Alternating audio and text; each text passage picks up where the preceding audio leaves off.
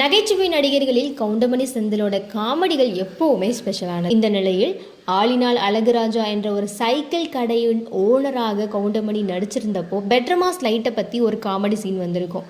அந்த காமெடி சீனில் இதில் எப்படி லைட் எரியும் அப்படின்னு செந்தில் கூட அதை உடைச்சிருப்பாரு. இந்த சீனை எப்படி எடுத்தோம் அப்படிங்கிறத பற்றி டைரக்டரும் நடிகருமான அனுமோகன் கூறியிருக்காரு. அதாவது கோயம்புத்தூர் பக்கம் சைக்கிள் கடையில் பெட்ரமாஸ் லைட்டு வச்சுருப்பாங்க அப்படின்னு அட்மாஸ்பியருக்காகத்தான் நாங்கள் பெட்ரமாஸ் லைட்டை வச்சோம். அந்த பெட்ரமாஸ் லைட்டை பார்த்து பாஷா டைரக்டரான திலீப் குமார் தான் உண்மையாகவே எங்கள் வீட்டில் கரண்ட் போயிருந்தப்போ பெட்ரமாஸ் லைட்டை வச்சு யூஸ் பண்ணிவிட்டு அதுக்கப்புறம் கரண்ட் வந்ததும் அதை ஆஃப் பண்ணி வச்சுருக்கும் போது நான் அந்த பெட்ரமாஸ் லைட்டுக்கு நடுவில் இருக்கிற அந்த வெள்ளை கலர் இருக்கிறத உடச்சிட்டேன். அதுக்கப்புறம் எங்கள் அப்பா செம்ம அடி அடித்தார் என்ன அப்படின்னு சொல்லியிருக்காரு. திலீப் குமார் அப்போ தான் அதை சொல்கிறாரு. அதை உடனே நாங்கள் ஆன் த ஸ்பாட்டில் சீனாக மாற்றிட்டோம். இன்னைக்கு வரைக்கும் அந்த பெட்ரமாஸ் காமெடி அதிகமாக பேசப்படுது அப்படின்னு அனுமோகன் கூறியிருக்காரு.